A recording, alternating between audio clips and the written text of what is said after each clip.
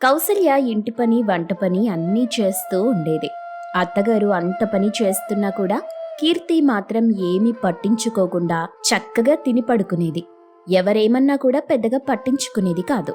ఎప్పుడు చూసినా ఫోన్ చూస్తూ లేదంటే టీవీ చూస్తూ ఉండేది. రోజూ ఇలాగే చూస్తుంటే కౌసల్య విసిగిపోయి కీర్తి వాళ్ళ అమ్మా నాన్నని ఇంటికి పిలిపిస్తుంది. ఏంటొదిన గారు, బావున్నారా? మమ్మల్ని రమ్మని కబురు పెట్టారంట. ఏం జరిగింది? ఏదైనా శుభవార్త? మీ కూతురు ఏం చేస్తుందని మీకు శుభవార్తలు వినిపించాలి? 24 గంటలు తిని పడుకోవటం, లేదంటే టీవీ చూడ్డం. ఇంకేమైనా పనుందా మీ అమ్మాయికి? పక్కన తన తోటి వాళ్ళని చూసి కూడా మారదు. వాళ్ల పూజలు గాని, వాళ్ల చురుకుతనం గాని ప్రతి పనిలో వాళ్ళు హడావిడిగా చేసుకుంటూ ఉన్నారు. అవి చూసి కూడా మీ అమ్మాయికి బుద్ధి రావట్లేదు. ఎప్పుడు చూసినా ఫోన్ చూస్తూ లేదంటే టీవీ చూస్తూ ఉంటుంది. కనీసం ఇంట్లో అత్తగారొక్కతే పని చేసుకుంటున్నారు, తనకెళ్ళి సాయం చేద్దామని కూడా ఉండదు. కనీసం తన భర్త డ్యూటీకెళ్లేటప్పుడైనా బయటకొచ్చి మంచినీళ్ళిద్దామని గాని, టిఫిన్ పెట్టడం గాని ఏదీ చెయ్యదు. అవన్నీ వదిలేయండి, కనీసం తన బట్టలు కూడా ఉతుక్కోదు. బట్టలన్నీ వాషింగ్ మిషన్లో వేసేస్తుంది.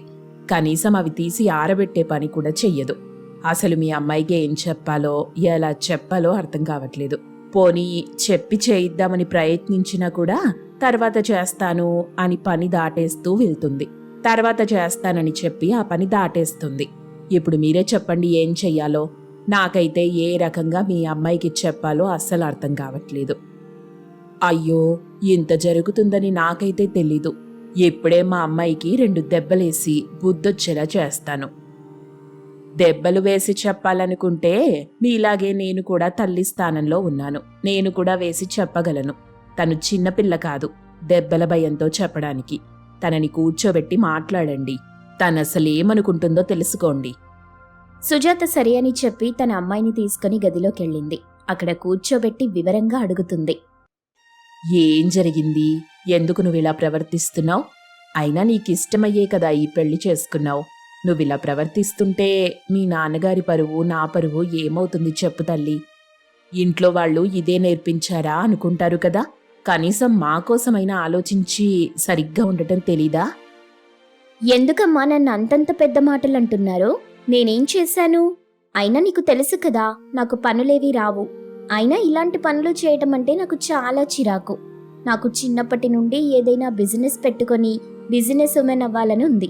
మీరేమో నాకు పెళ్లి చేసి ఇంట్లో కూర్చోబెట్టారు. నా కలలన్నీ నాశనం చేసేశారు. నాకింట్లో పనులు చేయటం, పనులు చేస్తూ బ్రతకటం లాంటివి నచ్చవు. నీకింతకు ముందే చెప్పాను, నీ భర్త సంపాదిస్తున్నాడు, నువ్వు బిజినెస్లు అవి ఏం అవసరం లేదు అని. ఇంటి పట్టునే ఉండి ఇంట్లో పనులు చూసుకోమని. కానీ నువ్వేమో మొండి పట్టుకొని కూర్చున్నావు, వ్యాపారాలు చేస్తాను అని. ఇప్పుడు వాళ్ళకి ఈ విషయం చెప్తే వాళ్ళు ఏమంటారో ఏంటో నాకైతే అర్థం కావట్లేదు. అయినా సుజాత, మనది పొరపాటు. తనకి వ్యాపారం చెయ్యాలన్న కోరికని వాళ్ళ అత్తవారితో చెప్పాల్సింది. ఇప్పటికి కూడా మనం అదే తప్పు చేస్తున్నాం. ఒకసారి వాళ్ళ అత్తగారితో చెప్పి చూద్దాం. మంచి సంబంధం వచ్చిందని మనం ఎలాగూ పెళ్లి చేశాం. ఇప్పుడు తన కోసం మాట్లాడే బాధ్యత మనదే కదా. ఇప్పటికి కూడా మనం మాట్లాడకపోతే మన అమ్మాయి విషయంలో అన్యాయం చేసిన వాళ్ళం అవుతాం. తానేదో పిచ్చిగా మాట్లాడుతుంటే మీరు కూడా తనని సమర్థిస్తున్నారేంటండి? నేనేం సమర్థించట్లేదు. ఒకసారి వాళ్ళకి నిజం చెప్దామంటున్నాను. ఇప్పుడు మనం నిజం చెప్పకుండా ఇక్కడి నుండి వెళ్ళిపోతే మన అమ్మాయికి మరియు వాళ్ళ కుటుంబానికి కూడా అన్యాయం చేసిన వాళ్ళమవుతాం. మనం పెళ్ళప్పుడే ఈ విషయం వాళ్ళ అత్తగారికి చెప్పుంటే ఈరోజు వాళ్ళు ఇంత బాధపడేవాళ్ళు కాదు. సుజాత సరే అని ఒప్పుకోవడంతో సుబ్రహ్మణ్యం మరియు సుజాత గదిలో నుండి బయటకొచ్చి కౌసల్య దగ్గరికి వెళ్లారు. నేను మా అమ్మాయి తరపున మీకు క్షమాపణ చెప్తున్నాను. అసలు తప్పు మాదే. మీ దగ్గర ఒక నిజం దాచాం. మా అమ్మాయికి చిన్నప్పటి నుండి ఇంట్లో పనులంటే నచ్చవు. తనకి బిజినెస్ పెట్టాలని కోరిక. కానీ వద్దని చెప్పి మంచి సంబంధం వచ్చిందని మేమే పెళ్లి చేసేసాం. ఇప్పుడు తనేదైనా బిజినెస్ పెడదామనుకుంటుంది. అందుకే ఇలా ప్రవర్తిస్తుంది. తనకి ఇష్టం లేక మీ అబ్బాయిని వివాహం చేసుకోలేదు. ఇష్టం మీదే అబ్బాయిని వివాహం చేసుకుంది. ఆ విషయంలో మీరు భయపడాల్సిన అవసరం ఏం లేదు. బిజినెస్సా? ఇంట్లో పనులే తన ఓపిక మీద చెయ్యదు. ఇంకా బిజినెస్ ఏం చేయగలదండి? అయినా తన విషయం చెప్తుంటే మీరెలా నమ్మారు? అయ్యో, మీరు పొరపాటు పడుతున్నారండి. నేను నిజమే మాట్లాడుతున్నాను. తను డిగ్రీ కూడా బిజినెస్ పైనే చేసింది. తనకి బిజినెస్ అంటే అంత ఇష్టం. ఎవరైనా ఇష్టంతో ఏ పని చేసినా చెయ్యాలనుకుంటారు గాని చెయ్యకూడదనుకోరు కదండి. సరే అయితే మాకు విషయం అర్థమైంది కదా. మా అబ్బాయి వచ్చాక తనతో మాట్లాడి ఏదో ఒక నిర్ణయం తీసుకుంటానులేండి. సరేనండి, ఇక మేం బయలుదేరతాం. మా వల్ల పొరపాటు జరిగినందుకు మమ్మల్ని క్షమించండి. సరే అని చెప్పి కీర్తి వాళ్ళ అమ్మా నాన్న అక్కడి నుండి వెళ్ళిపోతారు. కౌసల్య వాళ్ళ అబ్బాయి రాజేష్ వచ్చాక మొత్తం విషయం వివరిస్తుంది.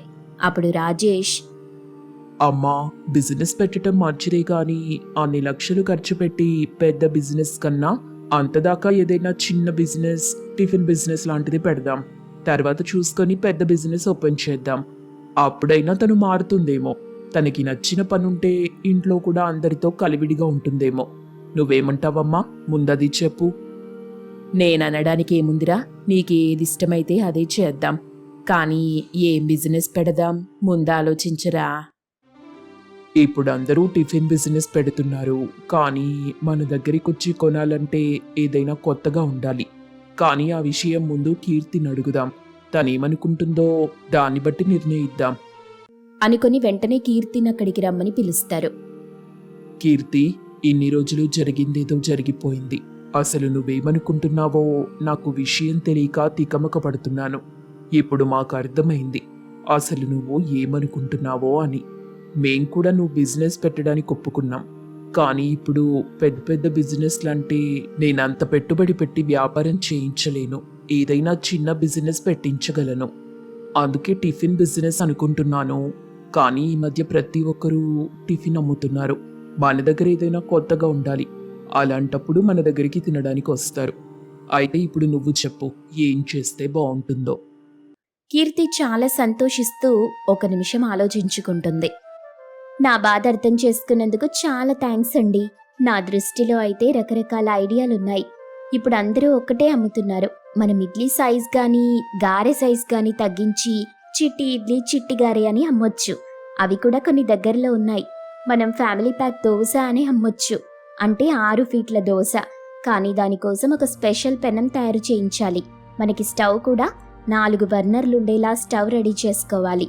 ఎందుకంటే 6 ఫీట్ దోశ అంటే అంత లెంత్ వరకు రావాలి కదా. నువ్వు చెప్పిన ఐడియా అయితే బాగుంది. కానీ కేవలం ఒక్కటే కాదు, అలాంటి దోశ పట్టుకుని తినడానికి సరైన బెంచీలు కూడా రెడీ చేయాలి. అలాంటి ప్లేస్ చూడాలి. రాజేష్ మరేం ఆలోచించకుండా టిఫిన్ బిజినెస్ ప్రారంభిస్తాడు. కొంతమంది అంత పెద్ద దోశలు చూడ్డానికి వచ్చేవారు.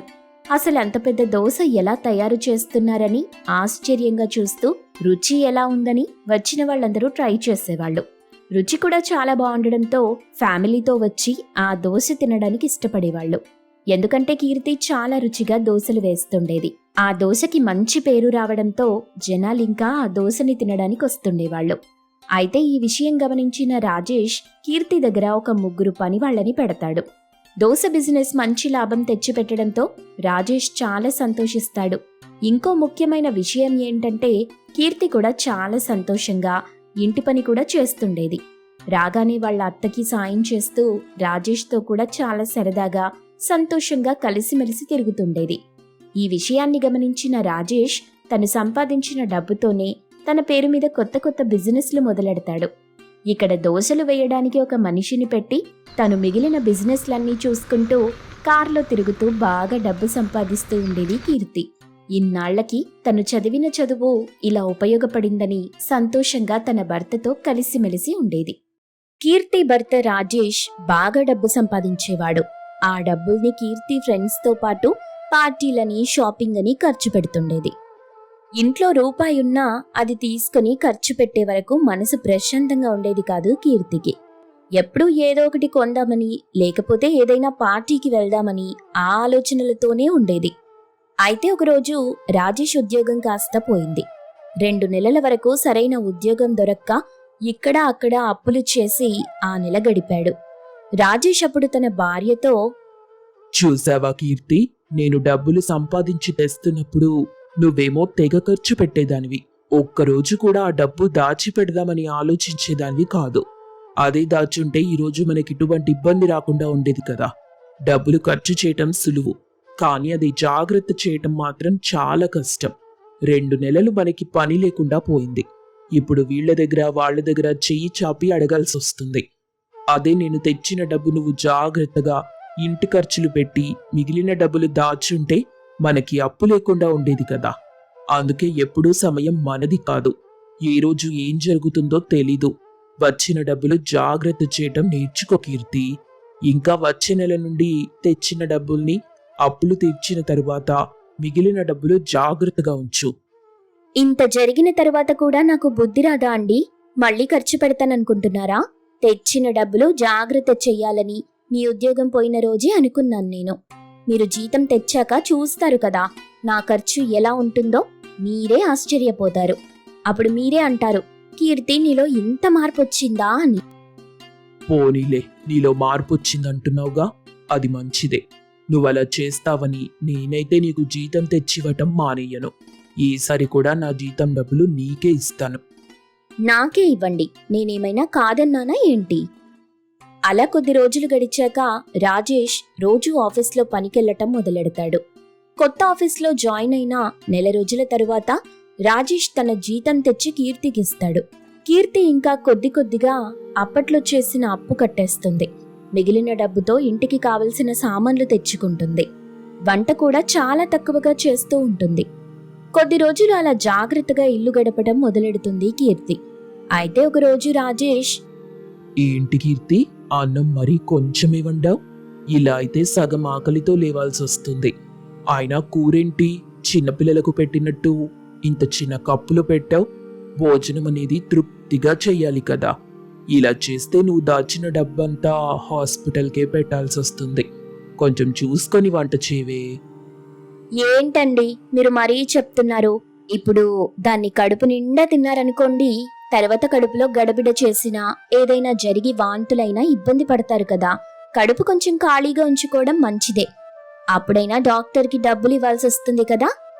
కొంచెం కడుపు ఖాళీగా ఉంచాలన్నది వాస్తవమే, కానీ మరి ఇంత ఖాళీగా ఉంచితే నిద్ర పట్టాలి కదే.